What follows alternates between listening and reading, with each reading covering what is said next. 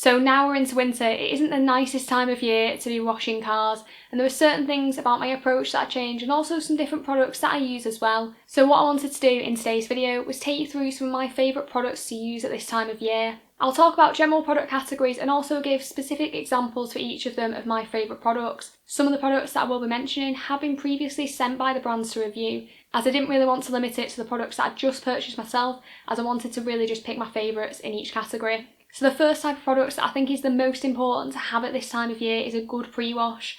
And it's at this time of year where I'll incorporate a citrus pre-wash into most of the washes that I do. The reason that I like this type of product so much is that it has more cleaning abilities compared to most snow foams on the market, which is essential at this time of year when there's so much grime and salt on the car. I also generally prefer to use a citrus rather than a traffic film remover, as it is a safer chemical to use on the car's finish. Traffic film removers are more likely to cause issues like staining and promote rusting if you use them too frequently. So my favourite citrus at the moment is by Squid Ink. There are a few reasons why I've chosen this one.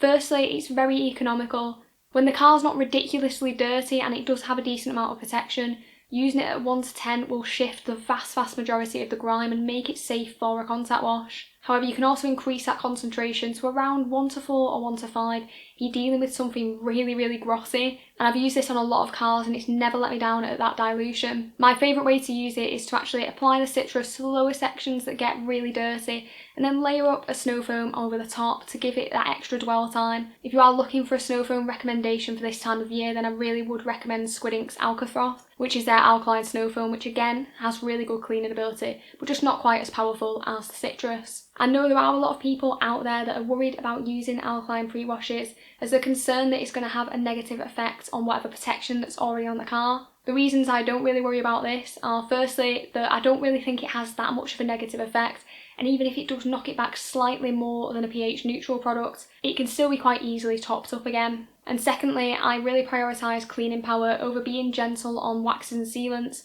as I think it's a lot easier to top up that protection than it is to go and polish out swirls that have been put in during the contact wash because the pre-wash didn't effectively remove enough traffic film. So that leads me on to the second type of products that I really like at this time of year, and that is a spray and rinse sealant. I really consider this type of product essential for me in my winter detailing kit for a couple of different reasons.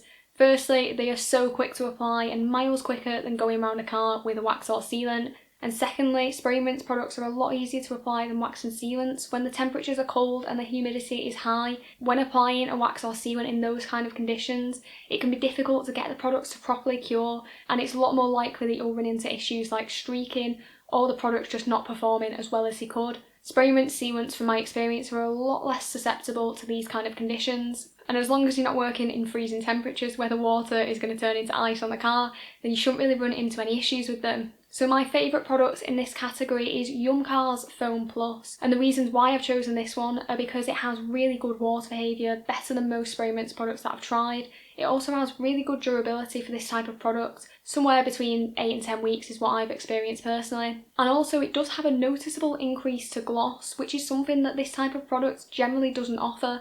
Now you can apply this in a couple of different ways. You can mix it up in a spray bottle at 1 to 9, spray it on the car after it's been washed but before it's been dried, and then just rinse it off. Or you can apply it using a foam cannon at that same 1 to 9 dilution. I personally think the foam cannon application is much better for this product. Not only does it allow me to get around the car a lot faster, but I also think it offers a lot better performance using this method as well. Now the third type of products that I've got is for people who really want to cut down that wash time by combining steps so you can get inside and get warm faster, and that is a ceramic shampoo. These do exactly what you'd expect and apply a layer of protection as you're doing the contact wash on the car. I personally think this kind of product works best on cars that already have some layer of protection on there. You can use it standalone, however I just don't think the performance that it offers is quite as good, and I prefer to use a spray and rinse sealant in that scenario. So one that I've been using quite a lot recently is the Valet Pro ceramic shampoo, and I use about 50ml of this to 15 litres of water. From my experience, it lasts around 4 to 6 weeks before it needs topping up again, so depending on how frequently you wash your car, you might not actually have to use it on every wash.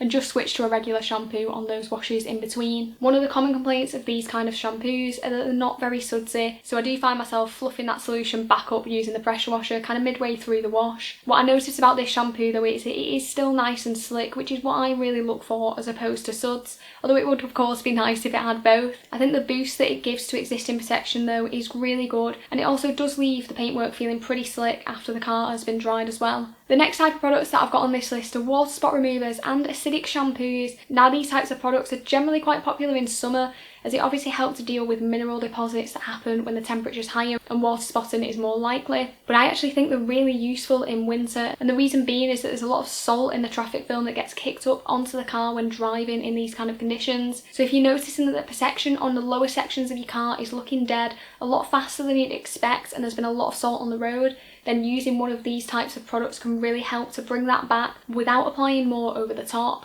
So I personally do only use these kinds of products when I'm working on a car that has a decent layer of protection on there that I would expect to last several months. If you're using acidic products on a shorter term wax or sealant, then the likelihood is that it will strip it. But if the car has a long-term sealant or coating on there, then I find that this method is really effective. So some of my favourite water spot removers are the Garage Therapy one and CarPro Spotless. If you're using one of those, I recommend doing a couple of sprays on a wet panel and then going over it with a mitt and some shampoo and then just rinsing it off quite quickly, and it should help to revive it. But if you're looking for an acidic shampoo, then CarPro D-Scale is a really good option to look at as well. So the next products that I've got on this list is actually a pair of gloves, and these are some thermal waterproof gloves by a company called DexShell, and I'll leave a link to the exact gloves in the description as the name is really long. These are absolutely essential at this time of year. Being fully waterproof, I can dunk my hand into a bucket of water and it still comes out dry, which is great, and also they're not too thick and bulky, so I still have a decent amount of dexterity. Another option that I did consider is the Sealskin's Gauntlet gloves, and they extend a bit further down the wrist, but the reason I didn't go for those are A, they're more expensive,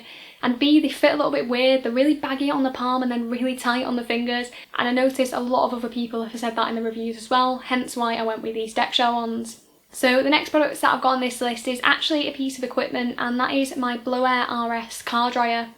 I find this really useful to blast water out of areas that are really likely to trap it. It's a real problem at this time of year, as if you don't get the water out of those areas, then it's likely just going to freeze overnight and make your life a little bit harder the following day. So blasting all those panel gaps so you can open the doors, the window seals so of course you can roll them down, and also even around the alloys, as getting all that water off the brakes can stop it from freezing and being unable to move the car until it defrosts the following day. And another piece of equipment now, but one that I've purchased more recently, is my Karcher SC3 steam cleaner. I find this so useful for detailing interiors in winter, not only because it helps warm me up a little bit, but it's also really good for cleaning fabrics without having to use an extractor and really drench the seats, because of course at this time of year it just takes ages for them to dry out.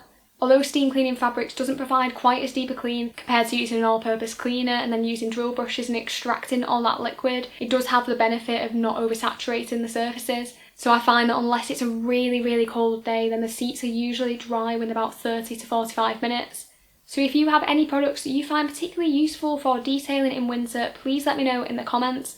I do have a decent amount of products in this collection behind me, however I am always looking to try new ones.